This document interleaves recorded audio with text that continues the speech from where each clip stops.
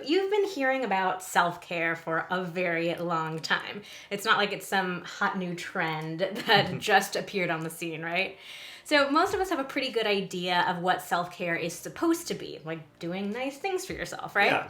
But so many of us struggle to actually do it. So even though it's supposed to be relaxing and feel good, it often winds up feeling surprisingly overwhelming to commit and stick to an ongoing self-care routine.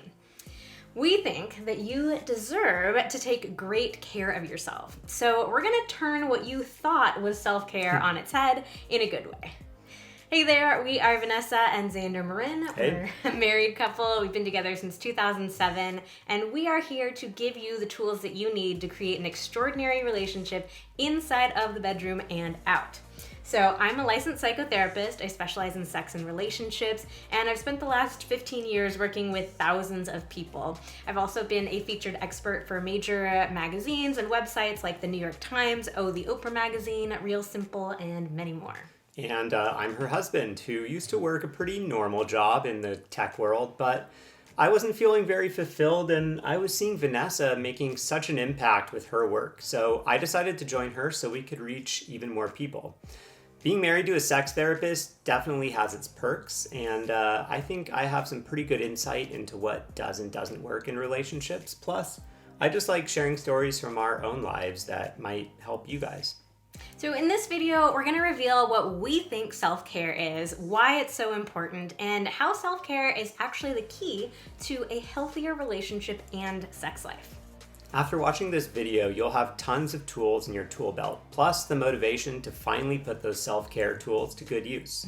If you have a hard time showing yourself the same grace and compassion that you show others, and if you're longing for a stronger relationship and a hotter sex life, Who isn't? this video is definitely for you. All right, so let's start with what we think self-care actually is. So to us, self-care is taking the time to treat yourself kindly and generously. It means honoring your physical, emotional, mental, and spiritual health on any given day. It means consciously setting the intention to prioritize yourself. And it's a reflection of the value that you place on yourself.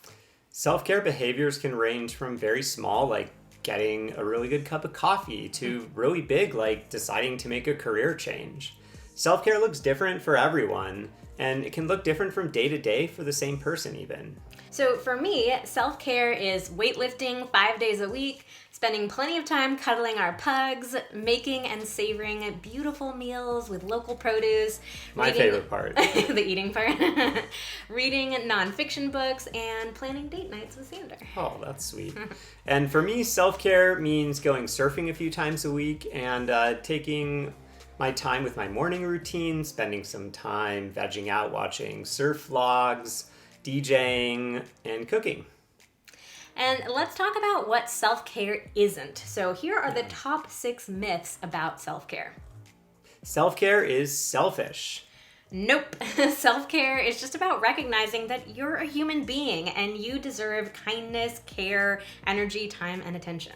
Self-care is indulgent. Really, the only true necessities in life are food and water, but we think that you deserve so much more than just the bare basics. Yeah, not like all self-care is extremely, only No. very certain types of self-care perhaps might qualify as that. So, okay, the other one is self-care involves spending a lot of money. So many self-care habits involve spending very little or Yeah. even no money whatsoever. I think this goes along with the indulgent one, because like you could spend a lot of money and do something really indulgent, but you could also do something really low budget that really is great for you and doesn't cost very much and is not indulgent at all. Yeah. And self-care is something that you do only every once in a while. So we think that it's far more effective to do smaller things for yourself on a daily basis than to do these big elaborate things every once in a while. Self-care takes up a lot of time.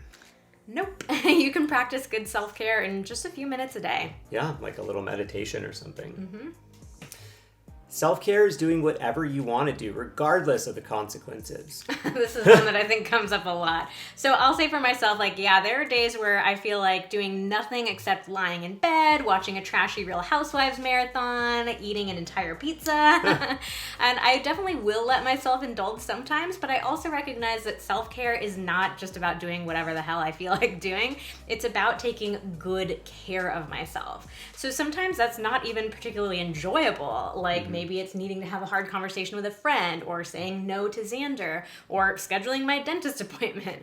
But all of those things really qualify as taking good care of myself. Yeah, and I think one of the traps that people can fall into is they think, oh, if I do this self-care activity once, like I'm just going to sit on the couch today and eat pizza, then all of a sudden you're going to do that every single day and you're just going to completely change your life, which is not really what anybody does. No.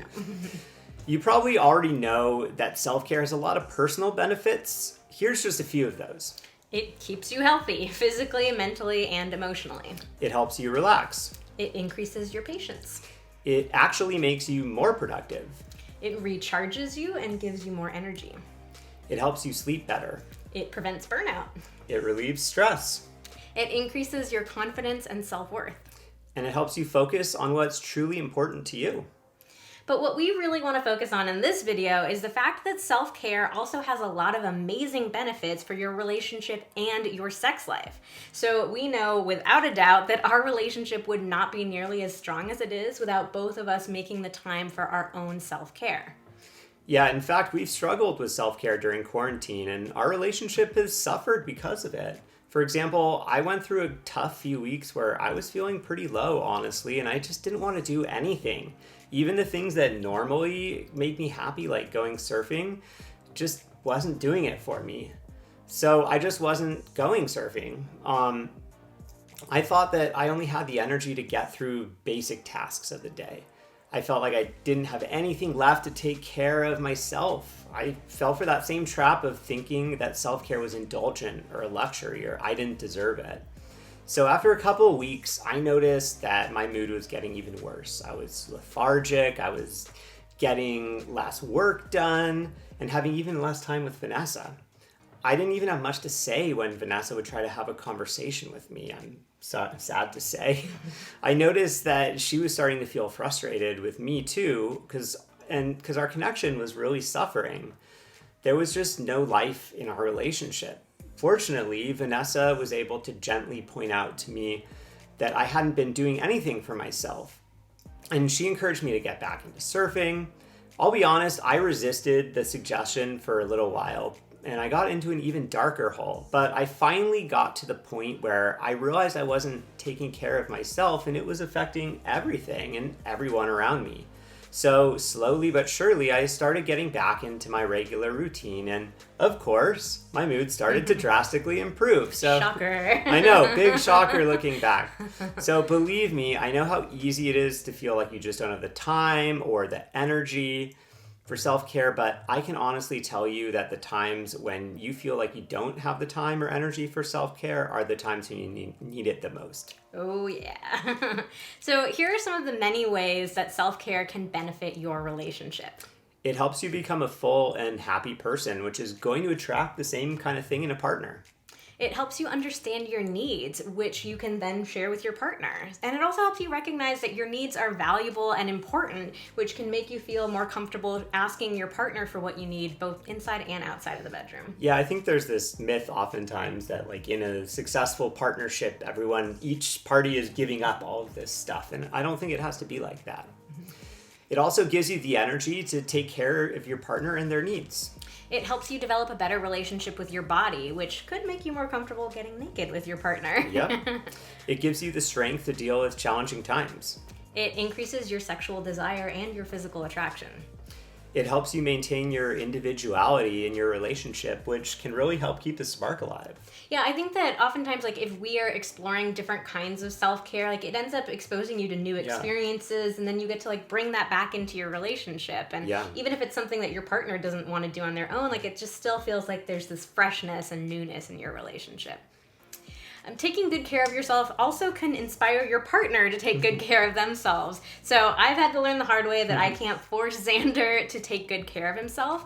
But when I've been going through really strong periods with my own self-care, I know that him being able to see how consistent I'm being can inspire him. Yeah.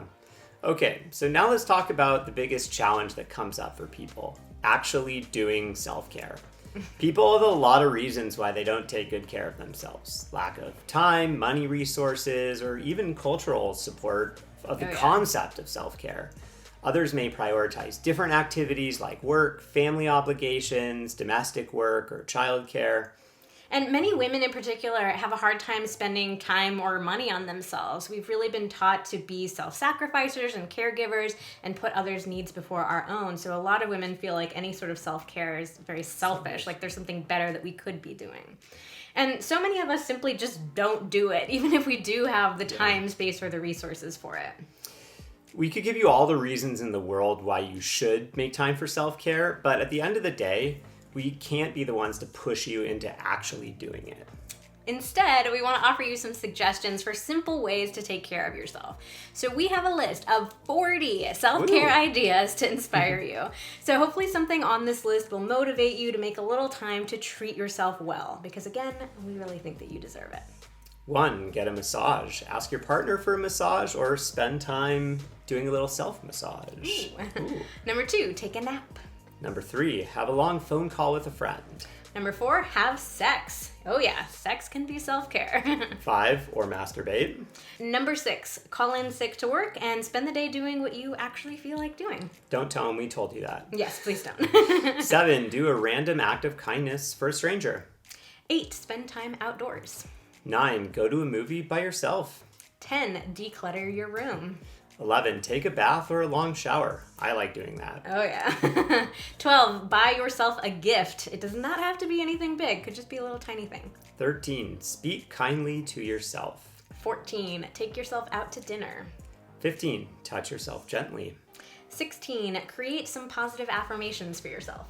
17, watch a guilty pleasure TV show. I know we love that. Oh yeah. 18, sit alone in a quiet room. Sometimes that's all you need. Oh yeah. 19, lounge around in your bathrobe. 20, attend a community meeting. 21, give yourself grace and compassion when you make a mistake. 22, eat your fruits and vegetables, maybe from your local farmer's market. Thanks, Mom. 23, take a class in something that's always interested you. 24, go to a spiritual or religious event. 25, give yourself 5 compliments. 26, sit in the sun and feel the warmth on your skin. Sounds nice. 27, work out. 28, dance. 29, prepare yourself an elaborate meal. That's what Vanessa does. Oh yeah. 30, read a book. That's also what Vanessa does. 31, write in a journal. 32, sing in the shower. 33, light good smelling candles. 34, make yourself a cup of tea. That always helps. 35, put on your snuggliest, most comfortable clothes. I love that one. 36, say no to something. 37, go to a therapy session. 38, listen to your favorite music. 39, make a Google Doc where you write down kind things about yourself. And number 40, you can even make a Google Doc of your favorite self-care activities, and you can even group them by which activities work best in different situations. Finally, we're going to leave you with 4 specific steps for taking action. First, get your partner involved. So rewatch this video together and have a conversation about how you think self-care could impact your relationship. Second, make a specific plan for your individual self-care together. Choose a few of our self-care activities that sound good to you or come up with some of your own. Then make a specific plan for doing some form of self-care every day for the next week, starting today. Not tomorrow, not next week, today. The faster you take action, the better, just to get some momentum going. We encourage you to keep it simple. So many people think that self-care needs to be elaborate, but oftentimes the smallest actions can make the biggest difference. Again, the key here is you actively plan, not something that you just rely on to magically happen, because it's not. Add it to your calendar, tell your partner that you're going to do it, whatever you need to do to set yourself up for success.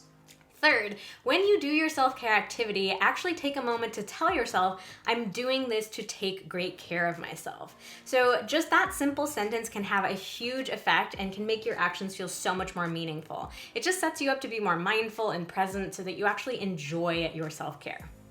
And fourth, keep talking about self-care with your partner. The more you're able to support each other in taking great care of yourselves, the bigger the impact on your relationship.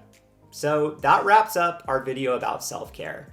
If you like this video, please give it a like, or better yet, comment down below about which of these tips you're gonna try out. We'd love to know what your go-to self-care activities are. There are so many different ideas, so drop a few of your favorites down in the comments. And definitely make sure to hit the red button to subscribe to our channel, and hit the notification icon so that you're always getting these videos as soon as they come out. And we have a little gift for you too. If you want to get to know yourself even better, you're definitely going to want to check out our free quiz, What's Your Sex Personality Type? So this quiz will reveal the 11 sex personality types that I developed, and will give you information on exactly what you need and like in the bedroom. You'll find the link to that quiz down in the description box below. Thanks for watching. See you next time.